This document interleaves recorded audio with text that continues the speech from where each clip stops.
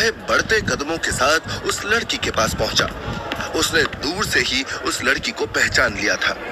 उसने अपना हाथ उसकी कमर पर रखा। हाथ रखते ही वो लड़की पलटी और अभय ने उसे अपने नजदीक खींच लिया। वो कोई और नहीं, मोहिनी की बहन कामिनी थी। अभय ने उसके कान में कहा, आज तो बड़ी हॉट लग रही हो। अच्छा, लेकिन मुझे तो तुम कुछ ठंडे लग रहे हो। इतना कहकर कामिनी खिलखिलाकर हंस पड़ी। उसे हंसता हुआ देख अभय के दिमाग में कई तरह की बातें आने लगी थी। उसने बिना हिचक के कामिनी को अपने और करीब खींचा। अभय के इतने करीब आकर कामिनी के दिल की धड़कनें तेज हो गई। दोनों एक तक एक दूसरे को देखे जा रहे थे। तभी अभय ने उसके कान पर काटते हुए कहा, ठंडा लग रहा हूँ तो अपनी हॉटनेस मुझे उधार दे दो, ऊपर कमरे में चले। कामिनी को अपने कानों पर विश्वास नहीं हुआ। इस समुदाय का सबसे हैंडसम और डैशिंग लड़का उसे अपने साथ कमरे में ले जाना चाह रहा था। वो अभय का इंटेंशन समझ रही थी। बिल्कुल, मुझे तुम्हें बर्थडे गिफ्ट भी तो देना है, तो मेरा सब कुछ तुम्हारा। इससे पहले कि कामिनी कुछ समझ पाती, अभय ने उसका हाथ पकड़ा और जल्दबाजी में उसे लेकर ऊपर कमरे में आ गया। कमरे में आने के बाद उसने दरवाजा बंद कर दिया। सब कुछ इतना जल्दी हो रहा था कि कामिनी कुछ समझ नहीं पा रही थी। अभय एक वाइन की बोतल लेकर आया। वाइन पीने के बाद उसने कामिनी से कहा, क्या है मेरा बर्थडे गिफ्ट? थोड़ा पेशेंस रखो, मिलेगा। इतना कहकर अभय से वाइन की बोतल लेकर कामिनी ने छीन ली। 2 घूंट पीने के बाद अभय ने कामिनी की कमर पर अपनी जीभ लगा दी। कामिनी की गर्दन से वाइन बहकर अब अभय की प्यास बुझा रही थी।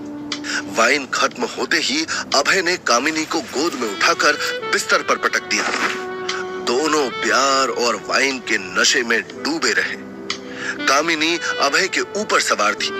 अभी अचानक अभय ने कामिनी को पकड़ा और उसे पलटकर उसके ऊपर आ गया।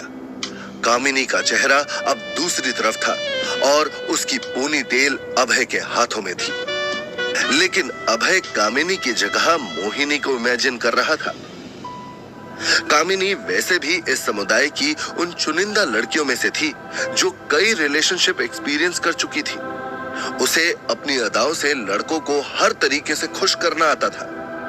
दोनों एक दूसरे में ऐसे खो गए कि समय का ध्यान ही नहीं रहा। तभी अचानक अभय की नजर घड़ी पर पड़ी जिसमें 11:30 बज रहे थे। वो अचानक से बिस्तर से उठा। तुम्हें अब यहाँ से जाना चाहिए। आई होप ये बर्थडे गिफ्ट यादगार रहेगा। यादगार? कभी नहीं भूलने वाला मैं इसे। दोनों ने एक दूसरे को किस किया। उसे ऐसा लगा कि शायद कामिनी को ही वो अपना लाइफ पार्टनर स्वीकार कर लेगा।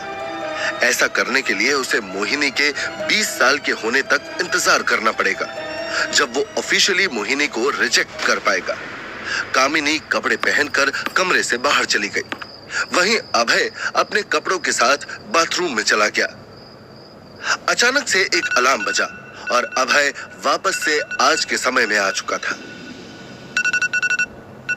पूरी घटना को याद करके उसे ये समझ नहीं आ रहा था कि उस दिन मोहिनी को नकारने का फैसला आगे चलकर सही साबित होगा या गलत, क्योंकि जो कुछ भी अभी तक हुआ था उसने उसके अंदर एक छोटा सा डर बैठा दिया था। वहीं दूसरी तरफ मोहिनी अपने कमरे में बैठी परेशान हो रही थी। उसने अपनी भेड़िया से कहा, मुझे माफ कर देना। मुझे नहीं पता था कि तुम मुझसे नफरत करती हो या नहीं। मैं बस इतना चाहती हूँ कि इंसान के तौर पर मुझे पाकर तुम मुझसे नफरत ना करो, क्योंकि जो कुछ भी हो रहा है उसमें मेरी कोई गलती नहीं। मैं तुम्हें तुम्हारे साथी से दूर नहीं कर रही। वो खुद मुझे अपना लाइफ पार्टनर नहीं बनाना चाहता। मोहिनी अपने दोनों हाथों को जोड़कर घुटने पर बैठ गई थी। जिस तरह अभय उसका लाइफ पार्टनर था, उसी तरह अभय के अंदर का भेड़िया उसके भेड़िया का लाइफ पार्टनर था। लेकिन मुझे इस बात का भी एहसास है कि मैंने अभी तक एक बार भी कोशिश नहीं की है उससे बात करने की। अब शायद तुम भी यही चाहती हो कि मैं एक कोशिश तो करूं। मैं चाहकर भी अभय के भेड़िए तक पहुंच नहीं पाई। अभय भी आज तक खुद को रोक कैसे पाया है। मुझे माफ कर देना। काश मैं तुम्हारे लिए और भी कुछ कर पाती। मोहिनी पूरी कोशिश कर रही थी कि वो अपने भेड़िया को सांत्वना दे, लेकिन उसके लिए ये इतना आसान भी नहीं था। अपने अंदर बसे भेड़िए को ना ही वो गले लगा सकती थी, ना ही वो किसी तरह से उसे आराम पहुंचा सकती थी। तभी अचानक उसके शरीर में हरकत हुई। इसमें तुम्हारी कोई गलती नहीं है। मैं खुद भी अपना लाइफ पार्टनर को चाहती हूँ। अपने भेड़िया की आवाज सुनकर मोहिनी को एहसास हुआ कि वो भी उतनी ही दुखी है जितनी वो। मोहिनी ने बात को पलटते हुए कहा, अब तुमने अभी तक अपना नाम भी मुझे नहीं बताया। मेरा नाम नीलम है।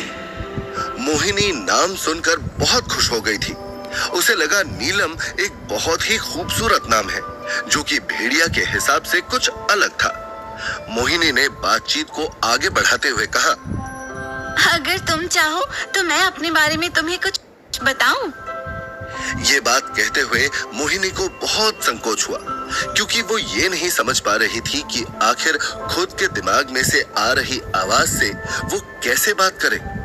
लेकिन एक तरफ उसे इस बात का बहुत सुकून था कि उसने इस दुनिया में जन्म लिया था, क्योंकि यहाँ इस वरदान की वजह से आप अपने भेड़िया के साथ एक अच्छा रिश्ता बना सकते थे। तुम बिल्कुल पागल हो। मैं तुम्हारी भेड़िया हूँ, तुम्हारा आधा हिस्सा। मैं तुम्हारे अंदर रहती हूँ। मैं तुम्हारे बारे में सब कुछ जानती हूँ। इस जवाब से मोहिनी को एहसास हुआ कि वो कितनी बेवकूफ है। तभी अचानक उसके दिमाग में एक सवाल आया। उसने नीलम से पूछा, अच्छा, तुम्हारा नाम किसने रखा? तुम खुद अपना नाम चुनती हो या फिर मतलब कैसे?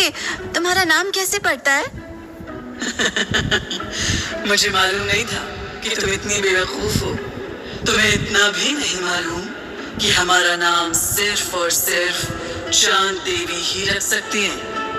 मोहिनी को लगा कि एक के बाद एक वो बकवास बातें नीलम से पूछते जा रही थी, लेकिन उसकी बातों से मोहिनी को ये भी एहसास हुआ कि उसकी भेड़िया उसे कितना प्यार करती थी। तभी मोहिनी को जिज्ञासा हुई और उसने नीलम से पूछा, आप कैसी दिखती हो तुम? इसके लिए तो तुम्हें थोड़ा और इंतजार करना पड़ेगा। तुम्हें सब पता है इस सिचुएशन में हम क्या करेंगे? उसका ये सवाल अभय के बारे में था।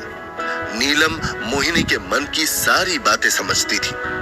मोहिनी चाहती थी कि नीलम भी अपने साथी से मिले। तभी अचानक नीलम ने जवाब दिया, मैं अपने लाइफ पार्टनर को किसी के साथ शेयर नहीं करूंगी। अगर मुझे दोबारा मौका मिला तो मैं कामिनी को जान से मार दूंगी। मोहिनी को नीलम का गुस्सा अपने पूरे शरीर में महसूस हो रहा था। अगर उसके शरीर में थोड़ी भी ताकत होती तो इसी वक्त मोहिनी नीलम का रूप धारण कर लेती। वैसे मोहिनी नीलम को देखने के लिए बेकरार थी, लेकिन उसके कमरे में उतनी जगह नहीं थी। तभी मोहिनी ने नीलम की बात का जवाब दिया, मैं भी अभय को किसी के साथ शेयर नहीं करना चाहती, लेकिन हम कामिनी को नुकसान नहीं पहुंचा सकते। इस बात से नीलम और भी ज्यादा गुस्सा हो गई थी। मोहिनी को पूरे शरीर में उसका गुस्सा महसूस हो रहा था। तभी अचानक नीलम ने कहा, क्यों? क्योंकि वो मेरी बहन है। अगर उसे कुछ हुआ तो मेरे मम्मी पापा भी बहुत दुखी हो जाएंगे, और मैं किसी भी हालत में अपने मम्मी पापा को दुखी नहीं करना चाहती। अगर हमने ऐसा किया तो हमें इस समुदाय से बाहर उठाकर फेंक दिया जाएगा और हमें एक भगोड़े की तरह जिंदगी जीनी पड़ेगी, और हो सके तो हमें मौत की सजा भी सुना सकते हैं। मैं उससे नफरत करती हूँ। मैं भी। अचानक दरवाजे पर किसी ने नॉक किया। मोहिनी अपने जगह पर उठ खड़ी हुई। डर के साथ वो दरवाजे तक आई।